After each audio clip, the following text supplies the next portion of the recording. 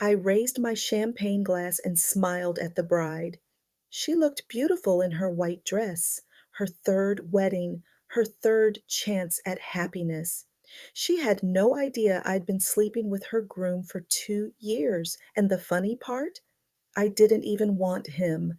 I just wanted her to feel exactly what I felt 17 years ago when she destroyed my life.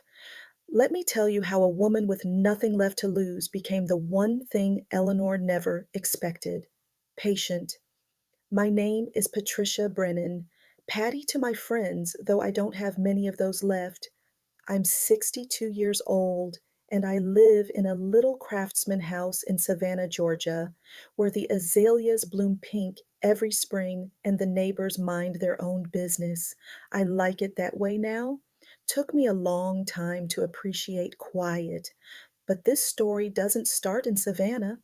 It starts in Charleston, South Carolina, in a four-bedroom colonial on Magnolia Street that I spent 15 years turning into a home. It starts with a husband I thought I'd grow old with and a best friend I thought I'd have forever. It starts with Eleanor. I met Eleanor Ashford in 1977, freshman year at the College of Charleston. She was the kind of girl who walked into a room and made everyone else feel slightly less interesting. Golden hair, green eyes, a laugh that carried across crowded spaces.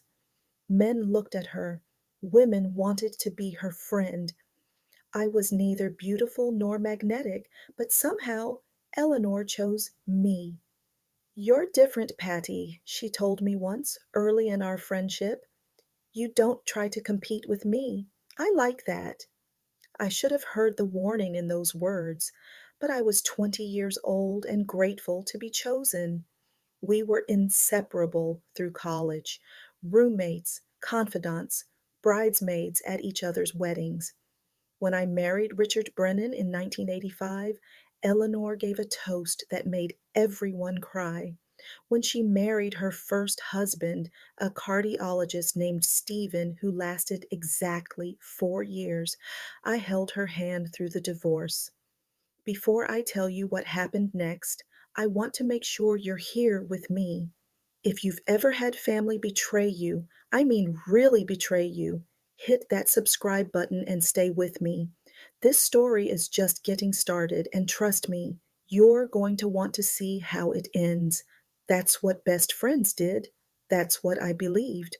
Richard and I had a good marriage, not passionate, maybe, not the stuff of romance novels, but steady, comfortable.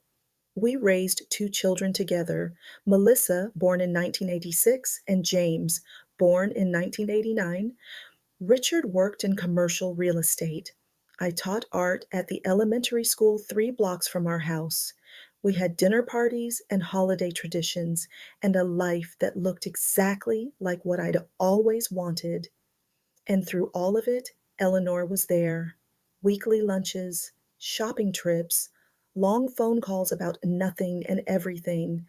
She was divorced twice by the time we were 45, but she never seemed diminished by it. "Men are temporary," she'd say with a wave of her manicured hand. "Girlfriends are forever." I believed that too. The day everything changed was April 14th, 2007, a Wednesday. I remember because the school had an early release for teacher conferences, and I came home 3 hours before Richard expected me.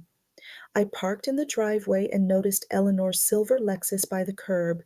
Strange, I thought, but not alarming.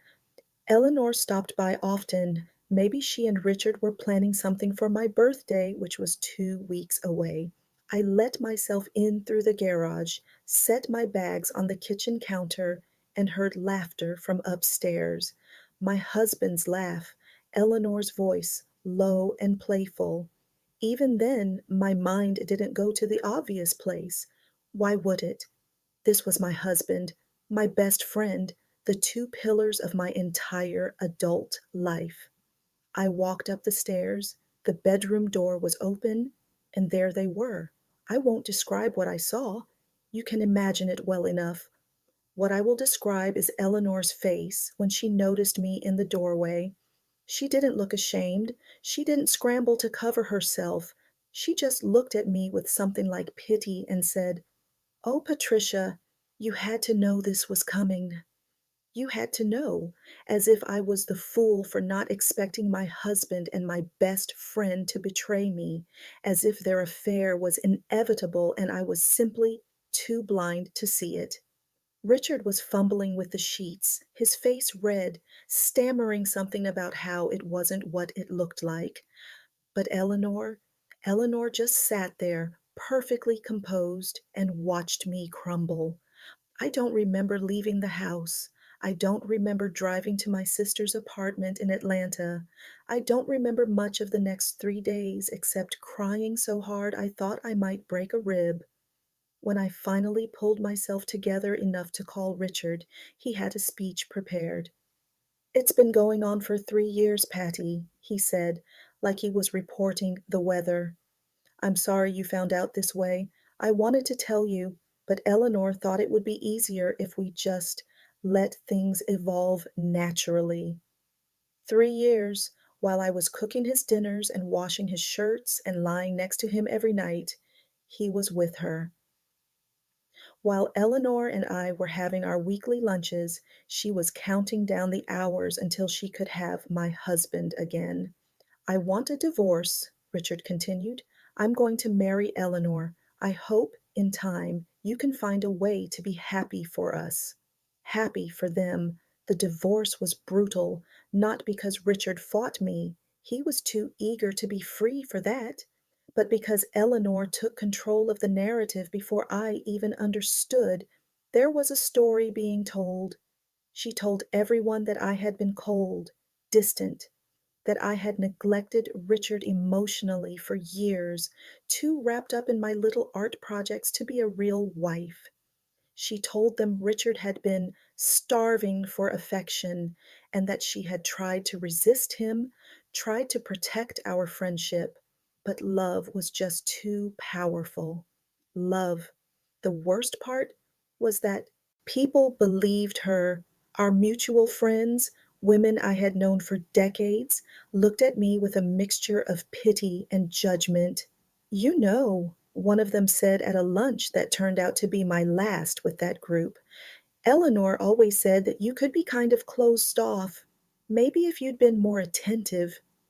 I stopped speaking to her mid-sentence, picked up my purse, and left. One by one, I lost them all: the friends, the social circle, the invitations to parties and brunches and book clubs. Eleanor absorbed my entire life like a sponge, and everyone let her do it because she was charming and beautiful, and I was just the cold woman who'd driven her husband away. But the loss that cut deepest wasn't the friends. It wasn't even Richard. It was my children. Melissa was 21 when the divorce happened. James was 18, old enough to choose sides, and they chose Eleanor. Not immediately. There were a few months of awkward dinners and stilted phone calls. But Eleanor was living in my house now, sleeping in my bed, hosting the holiday gatherings I used to host. And she was good with them, attentive, warm, everything she'd convinced them I wasn't. "Mom," Melissa said to me that first Thanksgiving, the one I spent alone in a studio apartment while my children ate turkey at my former dining room table, "Eleanor says she understands if you're angry, but she hopes someday you can forgive her.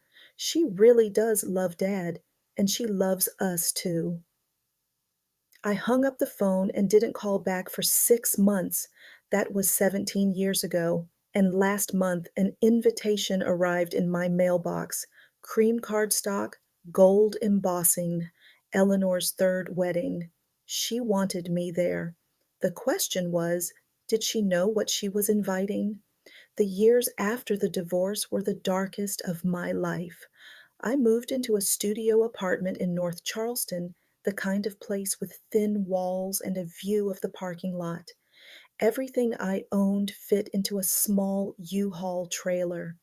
30 years of marriage reduced to boxes of clothes and a few pieces of furniture Richard didn't want.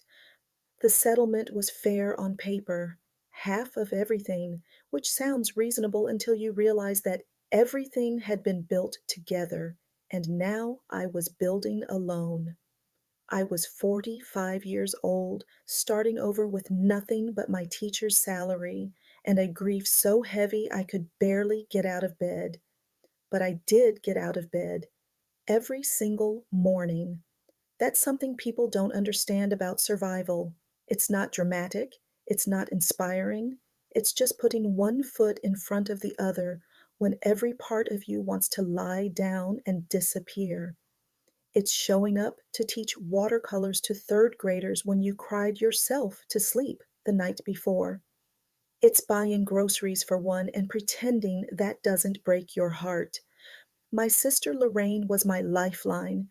She drove down from Atlanta every other weekend, bringing casseroles and wine and the kind of blunt honesty only a sister can provide.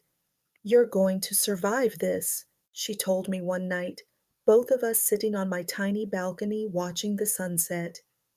"And someday, Patty, you're going to thrive. Eleanor peaked in college. You're just getting started." I didn't believe her then, but I held on to the words anyway. The first year, I just focused on not falling apart. The second year, I started painting again, something I'd abandoned after the kids were born. The third year, I applied for a transfer to a school district in Savannah, a city where no one knew my name or my story. I needed to be somewhere Eleanor hadn't touched. The move saved me. Savannah was warm and slow and full of strangers who became friends without any history attached. I bought a little house with a garden. I joined a watercolor club. I started volunteering at a women's shelter, listening to stories of betrayal that made mine feel almost ordinary.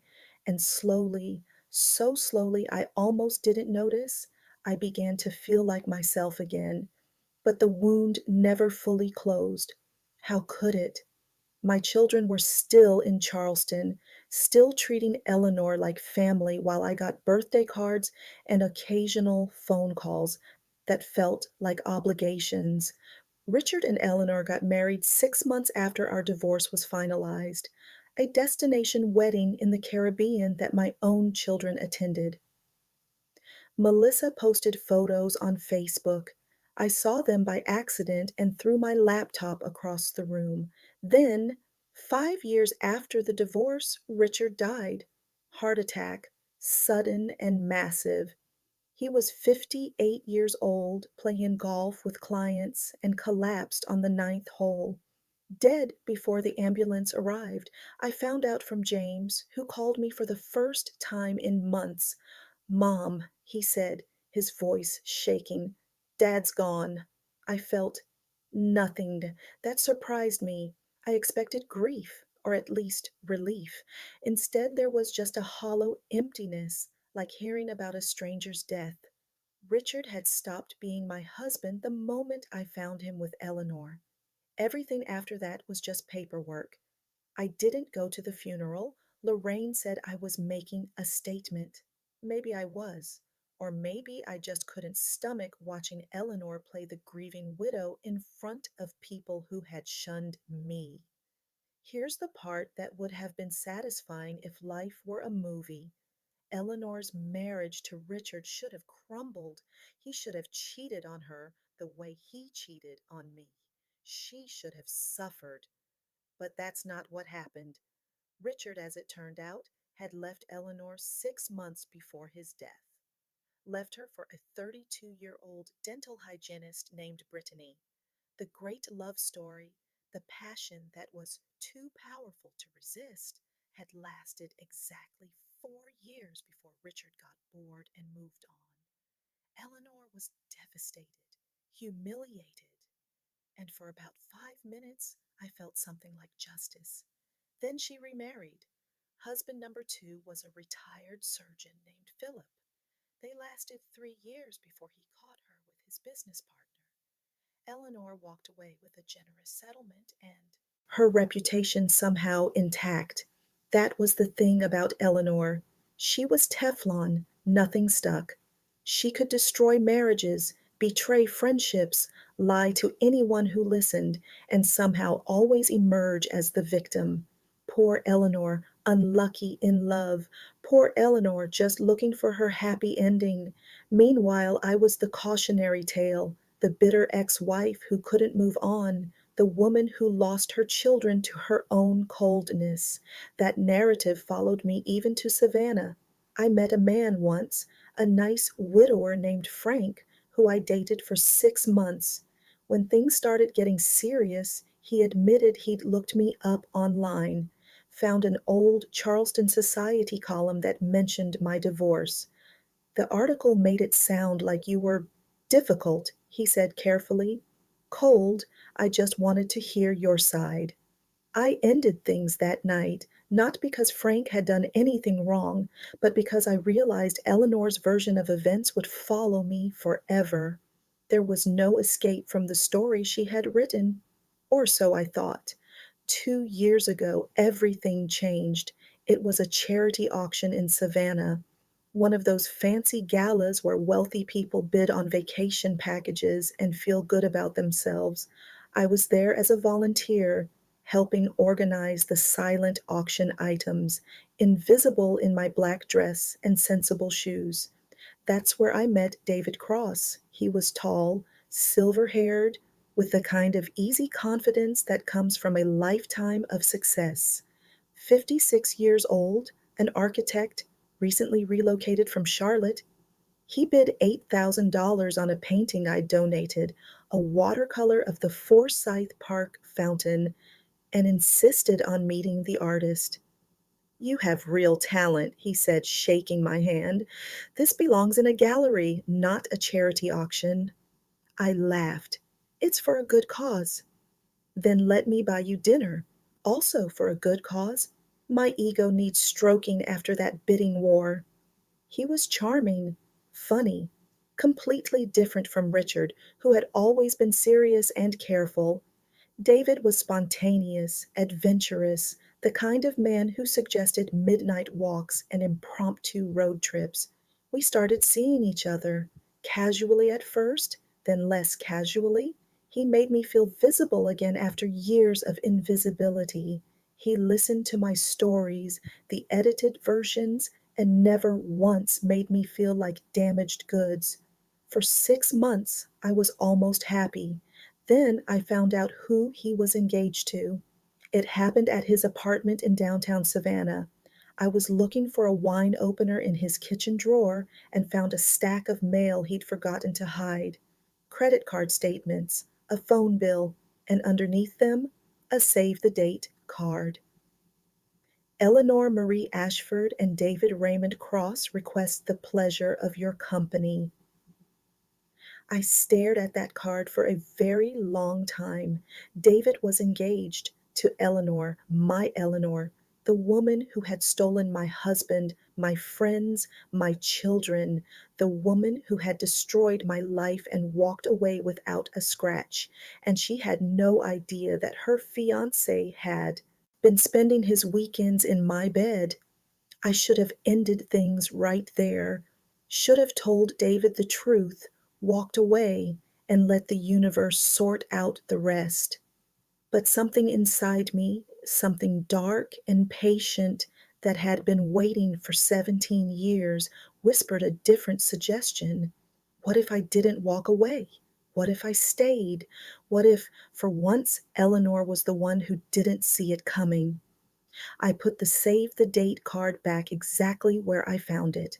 I opened the wine, and when David came home, I smiled and kissed him like nothing had changed. But everything had changed. I finally had a weapon. The next few weeks were a performance unlike anything I'd ever attempted. I continued seeing David as if nothing had happened. Dinners, movies, long walks along River Street. He was attentive and romantic, and clearly falling deeper in love with me every day. And I smiled and laughed and pretended my heart wasn't calculating every move. Was it cruel? Yes, I won't pretend otherwise, but cruelty had been done to me first. 17 years of cruelty wrapped in Eleanor's pretty smile. The hardest part was the lying. Not to David, that came surprisingly easy. The hardest part was lying to myself, pretending I didn't enjoy his company, pretending the warmth I felt when he held me was just an act. Because here's the terrible truth, I liked David. Under different circumstances, I might have loved him, but he had chosen Eleanor. Even if he didn't know who I was, even if our meeting was coincidence, he had looked at that woman, that destroyer of lives, and decided she was worthy of his future. That meant something was broken in him, too. Something I couldn't fix and didn't want to. So I kept my secrets and I made my plans. The first step was understanding the timeline. David mentioned the wedding casually one evening, testing my reaction. I have this event coming up, he said, stirring his drink. In about 18 months, a commitment I made before we met. What kind of commitment? He hesitated. A wedding, mine. I let my face show surprise, then hurt, then the careful composure of a woman trying to be mature about it. You're engaged? I am, technically. He set down his glass and took my hands. Patricia, I didn't expect to meet you. Eleanor and it's complicated. We've been together 2 years, but something's been off for months. I've been trying to find the right way to end it. Eleanor and I. Hearing her name in his mouth made my stomach turn, but I kept my expression soft, sympathetic. That must be difficult, I said. It is. She's fragile, more than people realize. The wedding is already planned, deposits paid, guests invited. Breaking it off now would devastate her. Fragile. Eleanor, the woman who had looked me in the eye while lying in my husband's bed and said I should have seen it coming. You need to do what's right for you, I told him. But I understand if this is too complicated. I can walk away. No hard feelings. No. He gripped my hands tighter. I don't want you to walk away. Just give me time. Let me figure this out. Please. I nodded slowly, as if considering. How much time? The wedding is in 18 months, but I'll end it before then. I promise. 18 months. I could wait 18 months. I'd already waited 17 years. Okay, I said, I'll wait. He kissed me with such relief, such gratitude, that I almost felt guilty. Almost. Over the following months, I learned everything I could about Eleanor's life. David talked about her freely, never suspecting I had any connection. He complained about her spending habits, her need for attention, her dramatic reactions to minor inconveniences. She's exhausting, he admitted one night. Everything is a crisis. Everything is about her. I made sympathetic noises while cataloging every detail. Eleanor had changed since I'd known her, but not in the ways that mattered. She was still beautiful at 60, preserved by expensive creams and careful maintenance, still charming in public and cutting in private, still surrounded by people who adored her surface and never saw what lurked beneath. She and David had met at a wine tasting in Charlotte. She'd pursued him aggressively, and he'd been flattered by the attention. By the time he realized who she really was, the engagement was announced and momentum had taken over. Why didn't you just end it? I asked once. David shrugged helplessly. I kept thinking things would get better, and Eleanor has a way of making you feel like the bad guy if you try to leave, like you're abandoning her. I knew that trick well. Eleanor was a master at playing the victim. Besides, David added, there were the prenuptial agreements.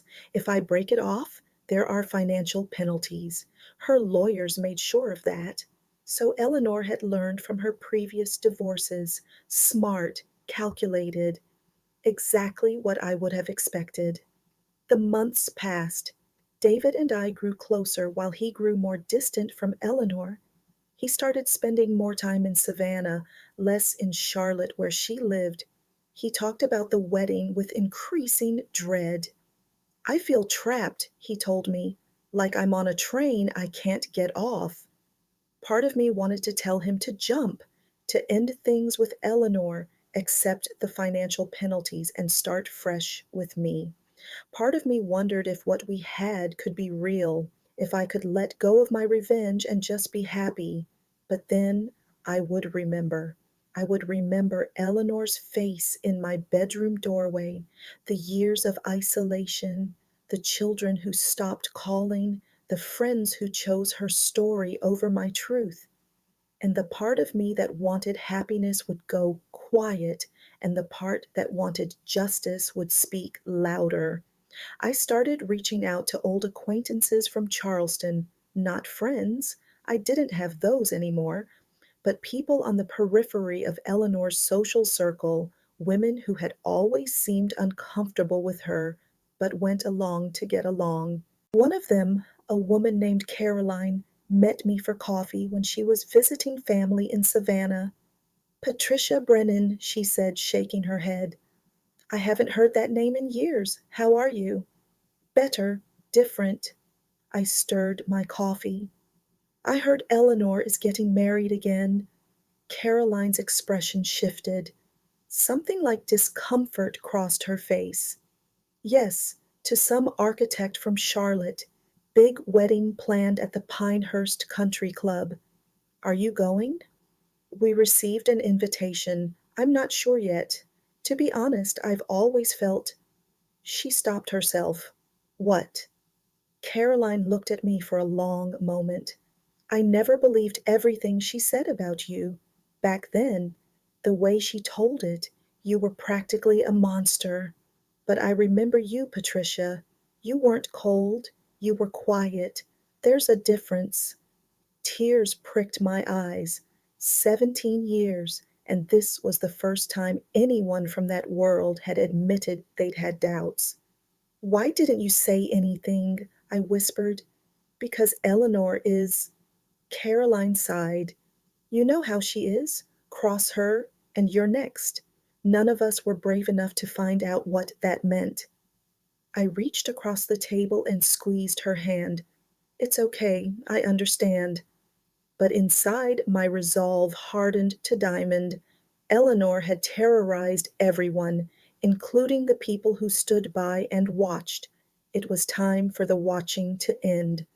The wedding invitation arrived on a Tuesday in March.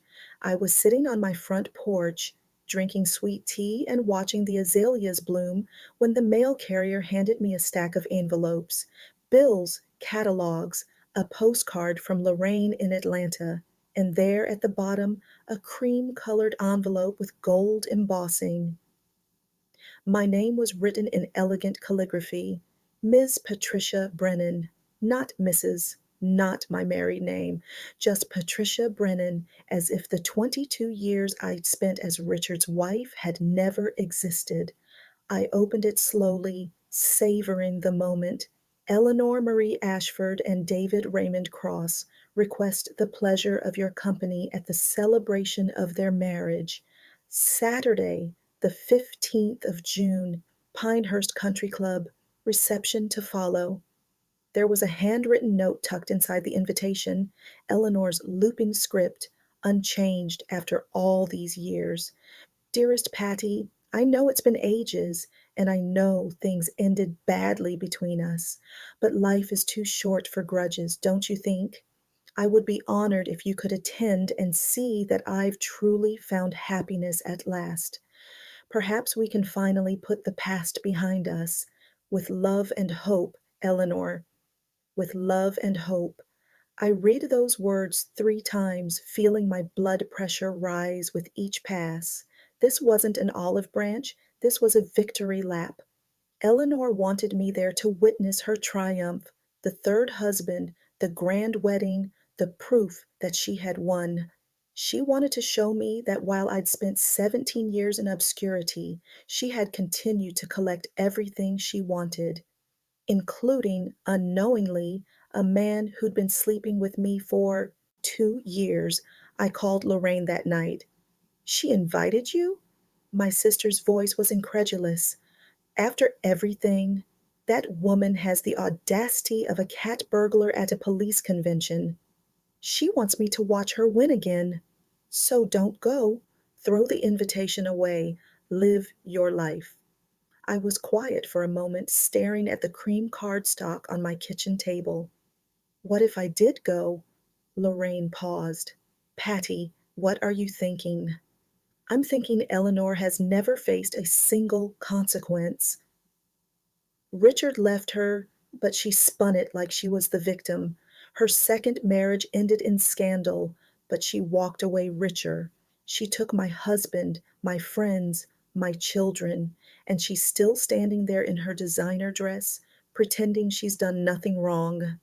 Honey, I hear you, but what can you possibly do at her wedding? Make a scene? It would only make you look bitter. What if I didn't make a scene? What if the scene made itself? I told Lorraine about David, all of it. The charity auction, the relationship, the moment I discovered who he was engaged to, the decision I'd made to stay and wait. The silence on the other end of the phone lasted almost a full minute. Patricia Ann Brennan, Lorraine finally said, you've been sleeping with Eleanor's fiance for 2 years and you didn't tell me? I wasn't sure I was going to do anything about it. For a long time, I thought I might just walk away. But now I looked at the invitation again with love and hope. Now she's given me the perfect stage. Lorraine exhaled slowly. This is either the most brilliant thing you've ever done or the most reckless. Possibly both. Probably both. What about David? Does he know who you are? No, he has no idea I have any connection to Eleanor. He thinks we met by coincidence. And what happens when he finds out? I'd thought about that question many times over the past 2 years. David was a good man in many ways. He'd been kind to me, attentive, genuine in his affection, but he'd also stayed with Eleanor despite knowing who she was. He'd let momentum carry him toward a marriage he didn't want because ending it was inconvenient. He made his choice, I said finally. He chose her. Even if it was for the wrong reasons, he chose her. And you're going to punish him for that? I'm going to give him the truth. What he does with it is up to him. The weeks before the wedding were delicate.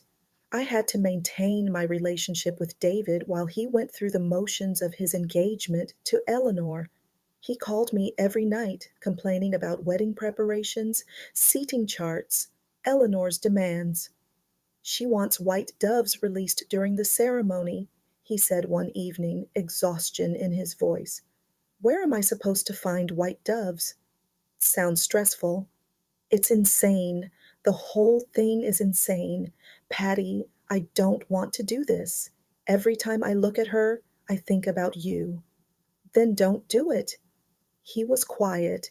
It's not that simple. The contracts, the financial arrangements.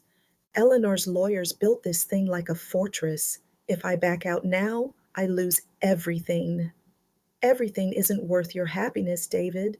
I know, he sighed heavily. Just a few more weeks. Let me get through this wedding. Then I'll figure out how to end it. He wanted to marry Eleanor and then leave her. The coward's path. Have the wedding to avoid the penalties, then file for divorce when it was convenient. I said nothing. Let him think I supported his plan. But I had plans of my own. The week before the wedding, I drove to Charleston for the first time in years. The city looked the same: pastel houses, cobblestone streets, Spanish moss dripping from ancient oaks, beautiful and suffocating just as I remembered. I parked outside my old house on Magnolia Street. Someone else lived there now. Eleanor had sold it after Richard died, but I sat in my car and stared at the windows where I'd once watched my children play in the yard, the garden I'd planted, the porch where Richard and I had drunk coffee on Sunday mornings. All of it gone, all of it stolen. I drove past the country club where Melissa had her sweet 16 party, past the church where James was confirmed, past the restaurant where Eleanor and I had our weekly lunches for 20 years, laughing over wine and salads, trusting each other with our secrets. She had known everything about me, my fears, my insecurities, my quiet struggles in my marriage, and she had used every bit of it. That's what hurt most, I realized. Not the affair itself, the betrayal of intimacy. She had been inside my heart, and she had burned it down from within. I pulled over near the waterfront and watched the boats drift past. In 6 days, I would walk into Eleanor's wedding. I would smile and make small talk and raise a glass to the happy couple.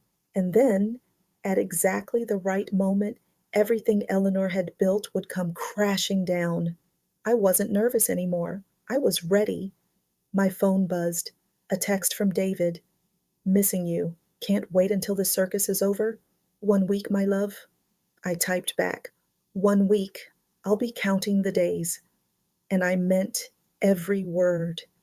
The day of Eleanor's wedding arrived bright and clear.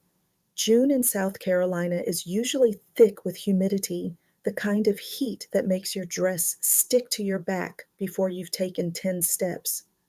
But that Saturday was different, crisp, almost cool, with a breeze that smelled like magnolias and fresh cut grass. Perfect weather for a wedding or a reckoning. I dressed carefully that morning, a sage green dress, elegant but understated, pearl earrings that had belonged to my mother, low heels, practical for walking and standing. I didn't want to look like I was trying too hard. I wanted to look like a woman at peace with herself, which, for the first time in 17 years, I was. Lorraine had offered to come with me, but I'd refused. This was something I needed to do alone. She'd made me promise to call her the moment it was over, and I'd agreed. "Whatever happens," she said before I left, "I'm proud of you, not for the revenge, for surviving long enough to have this choice." The drive to Pinehurst Country Club took 2 hours. I arrived just as guests were beginning to gather outside the ceremony space. A manicured garden with white chairs arranged in perfect rows, an arbor dripping with roses and greenery, exactly the kind of setting Eleanor would have chosen. Elegant, expensive, designed to photograph beautifully. I signed the guest book with my maiden name, Patricia Brennan. Let Eleanor wonder why I hadn't used her ex-husband's name. The ceremony itself was mercifully brief. Eleanor walked down the aisle on the arm of her brother. Her father had passed years ago, looking radiant in a cream-colored gown that probably cost more than my car. David waited at the altar, handsome in his tuxedo, his expression carefully neutral. I watched him from my seat in the back row. He hadn't seen me yet. His eyes were fixed on Eleanor, and I wondered what he was thinking. Was he imagining escape, counting down the minutes until he could file for divorce? Or had he convinced himself, in the way weak men do, that this was somehow the right thing? It didn't matter anymore. What he thought, what he wanted, none of it would matter in a few hours. The minister spoke about love and commitment and the sacred bond of marriage. I almost laughed. Sacred bond. Eleanor had violated that bond so many times I'd lost count. And here she was, promising fidelity to another man while I sat 20 feet away, knowing exactly what her fiancé had been doing for the past 2 years. "I do," Eleanor said, her voice carrying across the garden. "I do," David echoed. "I now pronounce you husband and wife." The guests applauded. Eleanor and David kissed, brief, perfunctory, nothing like the passionate embraces they probably expected. Then they walked back down the aisle together, arm in arm, smiling for the photographer. Eleanor's eyes swept over the crowd, and for just a moment they landed on me. I saw recognition flicker across her face. Surprise, then something harder. Satisfaction. She thought I had come to surrender, to admit defeat, to watch her win one final time. I smiled back at her, serene, patient. Let her wonder what that smile meant. The reception was held in the country club's grand ballroom, crystal chandeliers, floor to ceiling windows, round tables draped in white linen. A live band played tasteful jazz while waiters circulated with champagne and hors d'oeuvres. I took a glass of champagne and positioned myself near the edge of the room, watching. Eleanor was working the crowd, hugging guests, accepting congratulations. David stood beside her, playing his role, but I noticed how his eyes kept scanning the room. Looking for me or looking for escape? The first dance was announced at 7 o'clock. Eleanor and David took the floor while the band played At Last by Etta James. How appropriate. Eleanor finally had her happy ending, or so she thought. I waited until the song ended, until the applause died down, until Eleanor was standing at the edge of the dance floor, flushed with triumph, surrounded by admirers. Then I walked toward David. He saw me approaching, and his face went white. For a moment, I thought he might actually faint. Patricia, his voice cracked. What are you? How did you? Hello, David. I kept my voice low, intimate, just between us. Beautiful wedding. Eleanor looks stunning. You know Eleanor? I smiled. We're old friends, very old friends. Didn't she mention me? Confusion warred with panic on his face. She mentioned someone named Patricia, someone she knew years ago. I didn't realize what? That your mistress and your wife's former best friend were the same person. He grabbed my arm, pulling me toward the side of the room. Jesus Christ, Patricia, what are you doing here? I was invited. Eleanor wanted me to see her happy ending. I removed his hand from my arm gently. But I think it's time she knew about yours. You can't, you can't do this to me, to us. Us? I laughed softly. There is no us, David. There never was. You were a means to an end. The color drained from his face entirely. What are you talking about? Eleanor destroyed my life 17 years ago. She took my husband, my friends, my children, and everyone let her do it because she was beautiful and charming, and I was just the cold wife who drove him away. I stepped closer. Do you know what that does to a person? Living with that story for 17 years? Patricia, please, I didn't plan this. When I met you at that auction, I had no idea who you were. But when I found out, I shook my head slowly. It felt like fate, like the universe was finally giving me a chance to show Eleanor what it feels like to be blindsided, to be humiliated, to have everything she thought was hers ripped away without warning. David was shaking now. She'll destroy me. The prenup? I know about the prenup. I know about all of it. I patted his cheek gently. You should have walked away when you had the chance. You chose her instead. Now you both get to live with that choice. I stepped back and looked towards the dance floor, where Eleanor was laughing at something one of her guests had said. I think it's time you had a conversation with your wife, I said, before I do. David stared at me for a long moment. Something shifted in his eyes, resignation maybe, or the realization that there was no escape. Then he turned and walked toward Eleanor. I picked up a fresh glass of champagne and waited. I watched from across the ballroom as David approached Eleanor. She was still laughing, still basking in the glow of her perfect day, her third wedding, her third chance at the happiness she believed she deserved. The cream gown caught the chandelier light. The diamonds at her throat sparkled. She looked like a woman who had everything. David touched her elbow, leaned in, whispered something. Eleanor's smile faltered. She said something back. I couldn't hear what, but her expression was confused, slightly annoyed. This was her moment. Whatever David wanted to discuss could wait. But David didn't wait. He kept talking, his face pale and drawn, his hands gesturing toward the side of the room. Toward me. Eleanor's head turned. Our eyes met across 50 feet of polished marble floor, and I raised my champagne glass in a small toast. The confusion on Eleanor's face shifted to something else. Recognition, not of who I was, she knew that already, but recognition of what was happening, the dawning realization that something had gone terribly, terribly wrong. She grabbed David's arm and pulled him toward the hallway, away from the guests, away from the watching eyes. He followed like a man walking to his execution. I didn't follow, not yet. I wanted to give them time. Let David explain everything in his stuttering, cowardly way.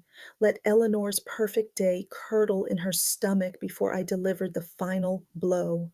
Instead, I mingled, made small talk with strangers who didn't know my history, complimented the flower arrangements, accepted a canapé from a passing waiter, played the role of a perfectly pleasant wedding guest while Eleanor's world collapsed in the next room. About 15 minutes later, Eleanor emerged from the hallway. Her face was composed. She was too practiced to let anything show in public, but I could see the cracks, the tightness around her eyes, the rigid set of her shoulders, the way her hands trembled slightly as she smoothed her gown. She scanned the room until she found me. Then she walked over with the deliberate grace of a woman who refused to be seen as anything less than in control. Patricia, her voice was steady but cold. We need to talk, privately. Of course, Eleanor, lead the way. She led me to a small sitting room off the main hallway, the kind of space reserved for bridal parties and family photos. She closed the door behind us with a soft click. Then she turned and the mask dropped completely. What the hell do you think you're doing? I sat down on one of the velvet chairs and crossed my legs. I was invited. Remember? You wanted me to see your happy ending. You've been sleeping with my husband.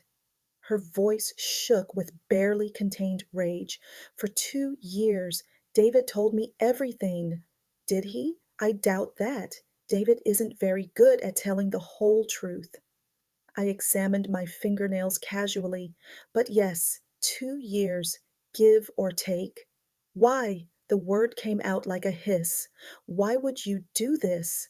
I looked up at her then, looked directly into those green eyes that had once seemed so warm, so trustworthy. The eyes of my best friend, the eyes of the woman who had destroyed everything I loved. You know why? Eleanor stared at me. For a moment, something flickered across her face. Guilt, maybe, or the shadow of guilt. Then it was gone, replaced by indignation. That was 17 years ago, Patricia. 17 years. Richard and I, that was different. We were in love. We couldn't help what happened. Couldn't help it. I laughed softly. You had an affair with my husband for 3 years. You slept in my bed while I was at work. You smiled at me over lunch and asked about my children while you were planning to take everything from me. I didn't plan anything. It just happened. Nothing just happens, Eleanor. You made choices. Every single day for 3 years, you chose to betray me, and then you spent the next 17 years telling everyone I deserved it. Eleanor's face hardened. "You did deserve it. You were cold, Patricia, distant. Richard was miserable with you. I gave him what you couldn't." There it was, the same lie she'd been telling for almost 2 decades, and she still believed it, or had convinced herself she did. "I wasn't cold," I said quietly. "I was tired. I was working full time and raising 2 children while Richard played golf and complained about his job. I was doing everything I could to hold our family together while you circled like a vulture waiting for your chance. That's not And when you finally struck, you didn't just take Richard. You took my friends, my reputation, my children." My voice cracked on the last word, but I forced myself to continue. "Melissa and James stopped talking to me because of the lies you told. They spent holidays with you instead of me. They called you when they had good news. I missed years of their lives because you made them believe I was the villain."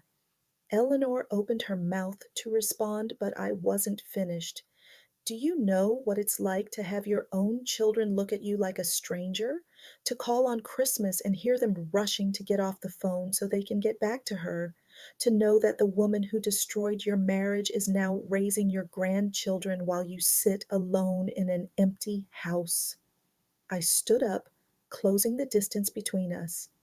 "You took everything from me, Eleanor, everything, and you never once felt sorry. You never once admitted what you did. You just kept smiling and collecting husbands and playing the victim whenever things went wrong." Eleanor's eyes were wide now, scared. "Good. So, yes," I continued, "I slept with your husband. I let him fall in love with me while you planned your perfect wedding.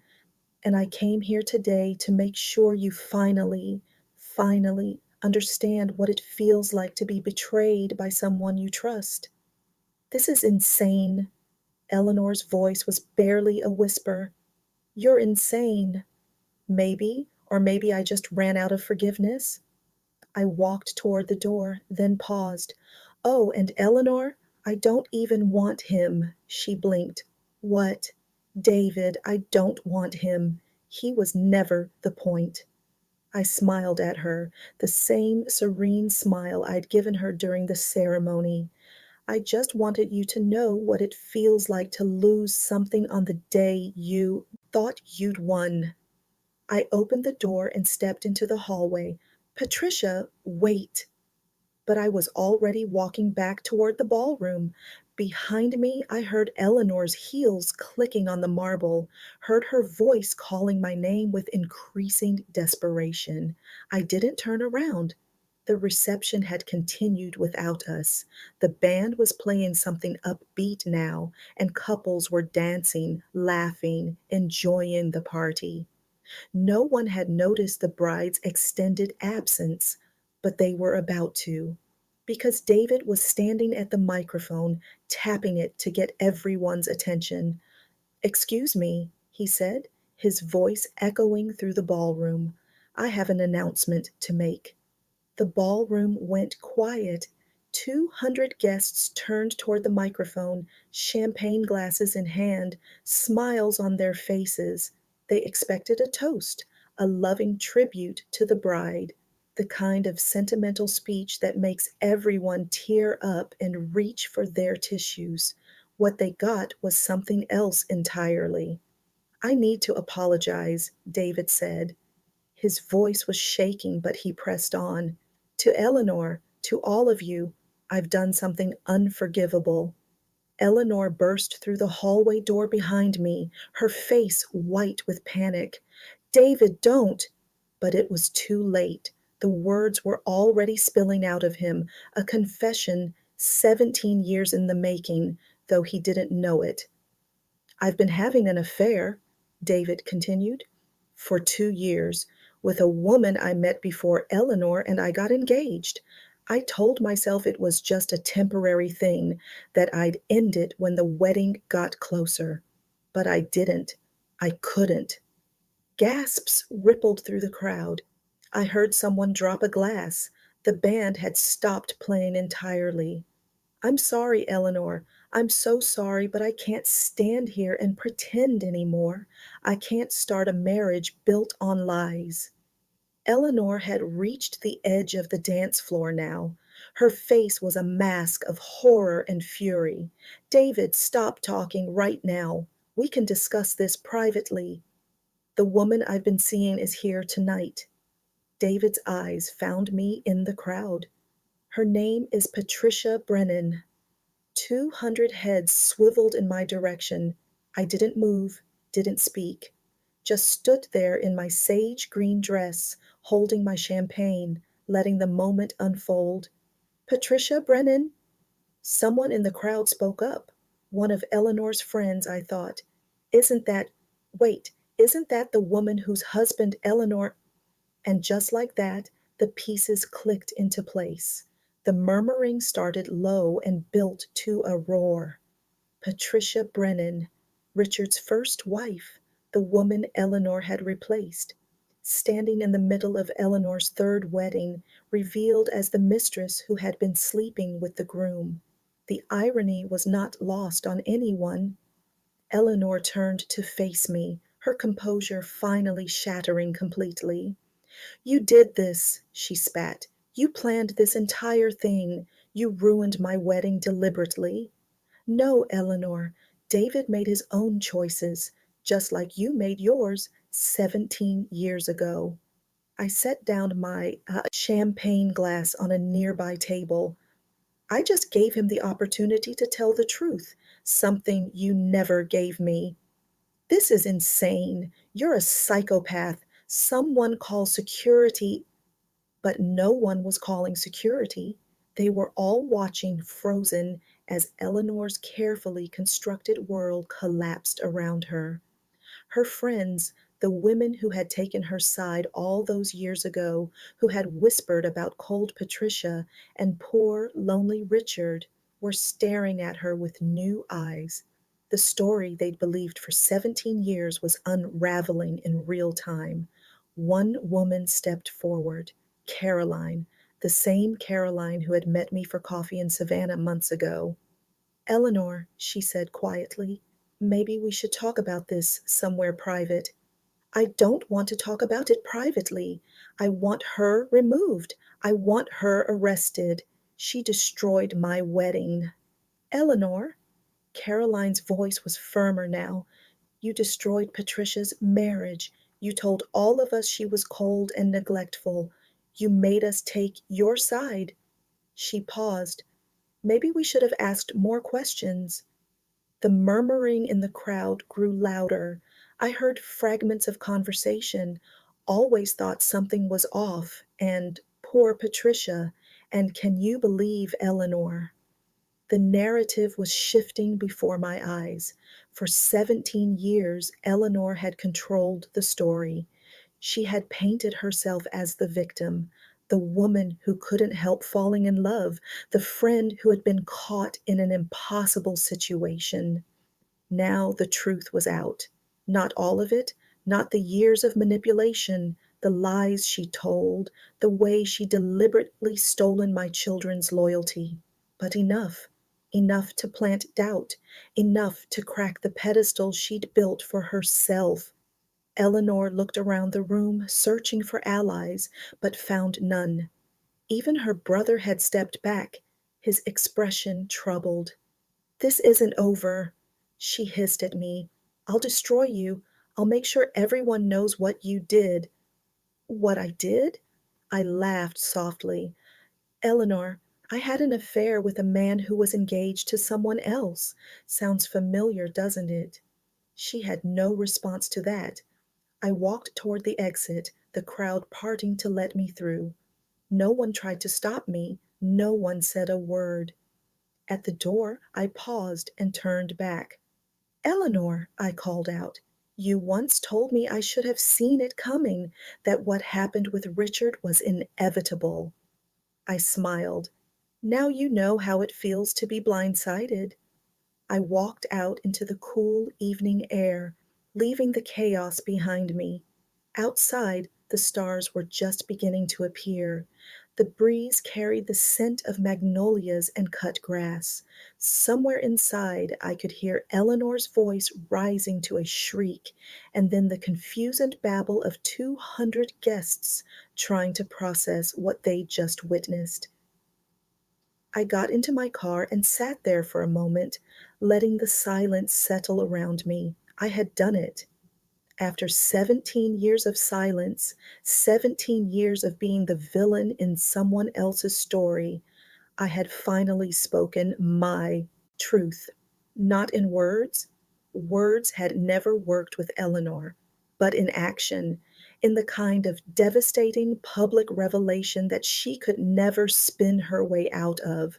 My phone buzzed, a text from Lorraine. Well, I typed back, it's done. I'll call you tomorrow.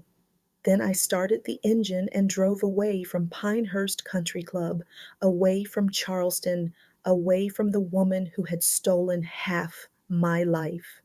The rearview mirror showed me the lights of the country club growing smaller, smaller, until they disappeared entirely. And for the first time in 17 years, I felt light. That was 6 months ago. I'm sitting on my porch in Savannah now, watching the sunset paint the sky in shades of coral and gold. The azaleas have bloomed and faded, and the summer heat has softened into something gentler. My sweet tea is cold in my hand, and the neighbor's cat is sleeping on my front steps like she owns the place. Life goes on. That's the thing people don't tell you about revenge. It doesn't change everything. The sun still rises, the bills still come. You still have to figure out what to make for dinner. But something did change. Something inside me that had been clenched tight for 17 years finally relaxed. I heard what happened after I left the wedding, of course. Lorraine got the full report from her network of Charleston gossips within 48 hours. Eleanor had a complete breakdown, screaming, crying, throwing champagne glasses at the wall. Security was called. Guests fled to their cars. The wedding cake, a 6-tier monstrosity that probably cost more than my monthly mortgage, ended up on the floor when Eleanor knocked over the table in her rage. David disappeared that night, checked into a hotel, and hired a divorce lawyer the next morning. The prenuptial agreement Eleanor had been so proud of, turns out it had an infidelity clause, one that applied to both parties. When David's lawyers presented evidence of Eleanor's affair with her second husband's business partner, something he'd known about all along and kept quiet, the whole thing fell apart. Eleanor got nothing, not the house, not the investments, not the lifestyle she'd been counting on. David made sure of that. I almost felt sorry for her. Almost. The social fallout was even more devastating. Caroline, true to her word, started asking questions. She reached out to other women in Eleanor's circle, women who had quietly harbored doubts for years. The stories started coming out, not just about me, but about others Eleanor had wronged. A business partner she'd cheated, a cousin she'd swindled out of an inheritance, a neighbor whose husband she'd pursued before moving on to Richard. The pattern was undeniable. Eleanor had spent her entire adult life taking what she wanted from whoever had it, and she'd gotten away with it because she was beautiful and charming and people wanted to believe her. Not anymore. Last I heard, Eleanor had moved to Florida, starting over, I suppose, the way I had to start over 17 years ago. The difference is she's 62 years old with a ruined reputation and no one left to manipulate. I was 45 with my whole life ahead of me, even if I didn't know it at the time. Karma has a sense of humor like that. As for David, he called me once about a month after the wedding. I let it go to voicemail. Patricia, his message said, I know you probably don't want to hear from me, but I need you to know what we had was real for me. I didn't know who you were when we met, and by the time I found out about Eleanor, I was already in love with you. I still am. If there's any chance, I deleted the message without listening to the rest. David was never the point. He was a means to an end, and I won't pretend otherwise. Did I enjoy his company? Yes. Did I feel something for him during those 2 years? Maybe. But I knew from the beginning that whatever we had was built on a foundation of deception. You can't build a real life on that, no matter how much you might want to. Besides, I didn't need a man to complete my happy ending. I'd spent 17 years learning how to be complete on my own. But here's the part of the story I didn't expect. 3 weeks after the wedding, my phone rang. A Charleston number I didn't recognize. I almost didn't answer. Mom, Melissa's voice, my daughter, who hadn't called me Mom in 15 years. I couldn't speak. The word stuck in my throat like a stone. Mom, are you there? It's me. It's Melissa. I'm here. I managed. I'm here, sweetheart. She cried. I cried.